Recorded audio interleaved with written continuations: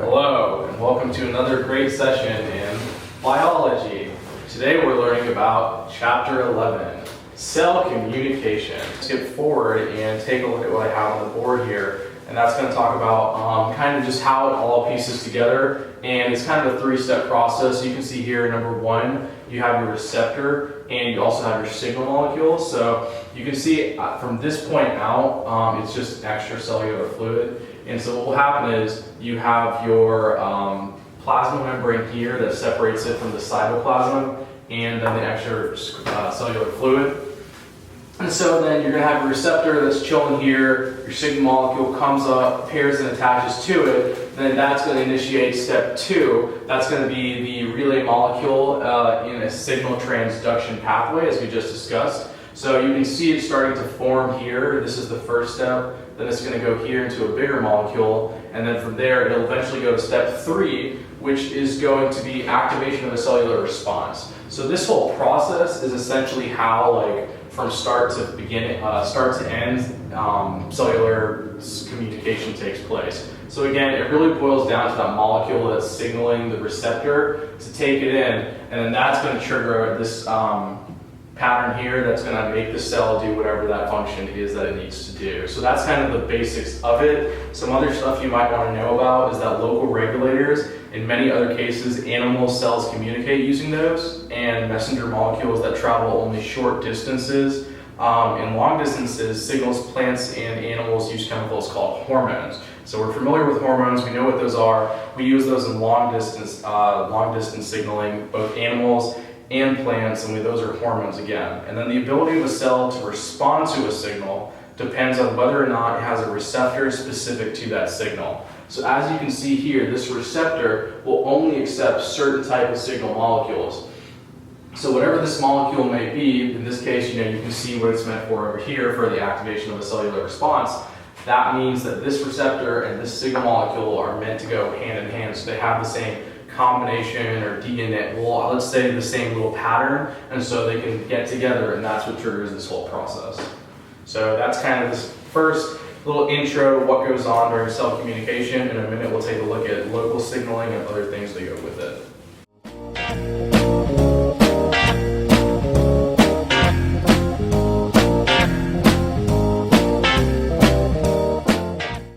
Alright, there are 4 alterations of chromosome structure. The first one is deletion. Deletion removes a chromosome segment. The second is duplication, and this repeats a segment. The third is inversion. Inversion reverses orientation of a segment within a chromosome. And the fourth one is translocation, moves a segment from one chromosome to another. Alright, there are 4 types of gene mutations. Substitutions is a mutation that exchanges one base from another.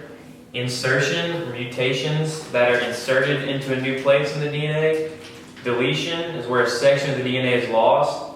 And the frame shift is where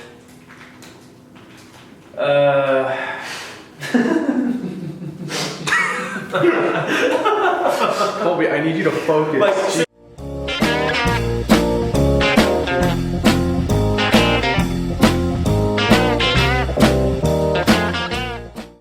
I'm going to be talking about Chapter 19, which is viruses. What is a virus? A virus is a very small infectious particle consisting of a nucleic acid enclosed in a protein coat. And what that protein coat is a capsid, a body of the virus made up of protein. Its subunits are called capsomeres. Most viruses have a host range, which is the number of cells that it can infect. Alright, so the steps for a virus infecting a cell is, the first step is it has to attach to the cell. And once it attaches to the cell, it injects the capsid into the cell and releases its viral DNA. Step 2, the entry of the phage DNA and the degradation of the host DNA. That's when the viral DNA starts to mix around with the cell's DNA and starts to take over the cell. Step 3 is the synthesis of the viral genomes and proteins. So that's when all the regular host DNA is taken out of the cell and is completely replaced with virus DNA. And step 4 is when the virus DNA is all come together to build the capsid, and after that, the virus is released back into the host cell, or into the host, and the steps can continue until the virus is either killed or the host is dead. As you can see here, it's like a circle of life. Attachment, release, synthesis, assembly, and release.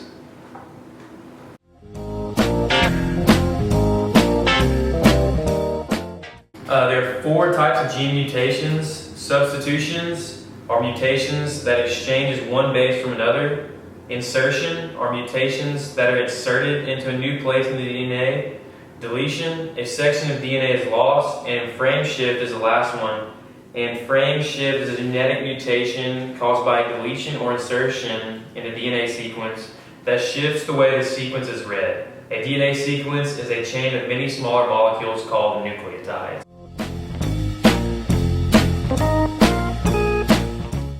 Okay, so to continue our topic on cellular communication and what we were speaking about earlier, the binding between a signal molecule, which is called a ligand right here, as you can see, and a receptor is highly specific. So a shape change in a receptor is often the initial transduction of the signal. So as you saw in the previous clip, how we had that diagram here, that little receptor that essentially looked like this. So it had a little area, and here was our membrane that separated it. If we had another one come in that looks just like this, that means that they're meant to pair together. And so for that reason, it's very highly specific, because this one is going to fit that exact one.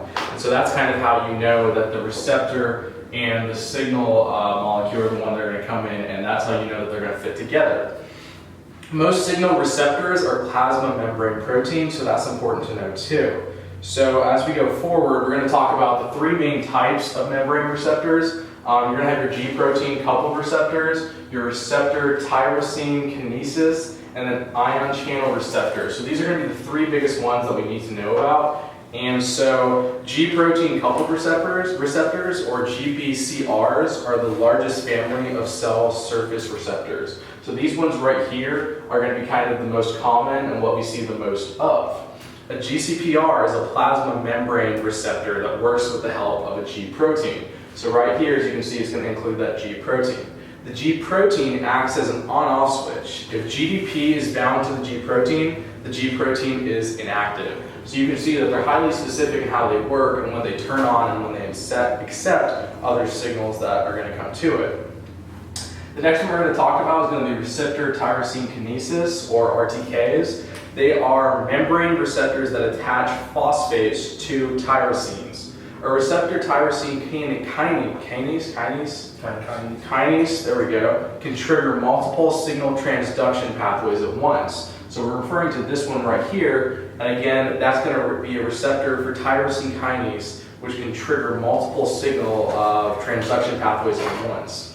Abnormal functioning of these is associated with many different types of cancers. So that's kind of an interesting factoid, is that these ones, although they can do multiple things at once, if they mess up, they are associated with cancer.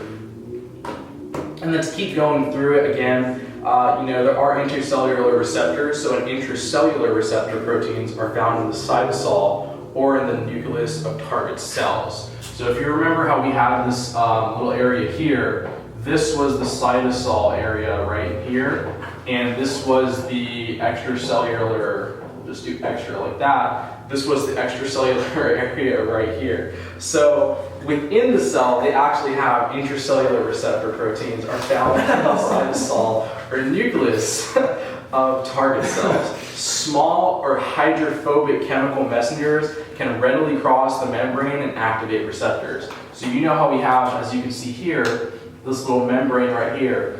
They can actually go in and out of this membrane as long as they are hydrophobic chemical messengers. Examples of hydrophobic messengers are the steroid and thyroid hormones in animals. So we talked about earlier how hormones are a part of this process, and so they're actually some of the ones, especially in animals, in particular the thyroid hormones, are the ones that are hydrophobic and can cross this membrane. An activated hormone receptor complex can act as a transcription factor, turning on specific genes. So as you can see, that kind of explains the whole process, and the biggest thing to remember is that you have your plasma membrane right here, as we can see, and this is the specific part we spoke about earlier. Some can actually pass this membrane on their own, like those hormones, and so it's a very specific process that's detailed in that everything kind of has its own place that it fits into, and that's how the whole process works.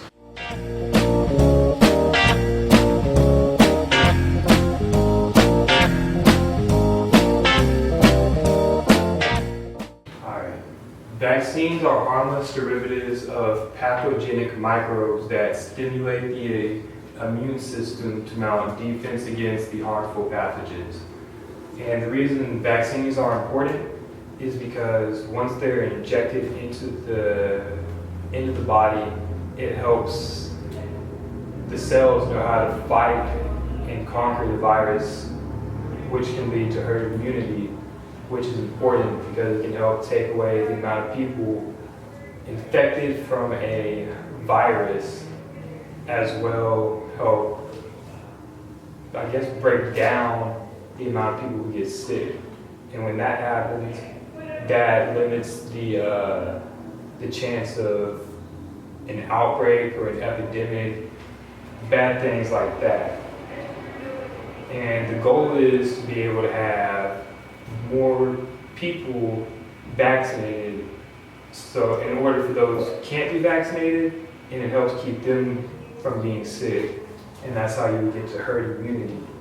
And a prion is a slow-acting, virtually indestructible infectious protein that causes brain disease in mammals. And there's not really a cure for these because they can only be destroyed by intense amounts of heat, which you can't put into the body or you will die.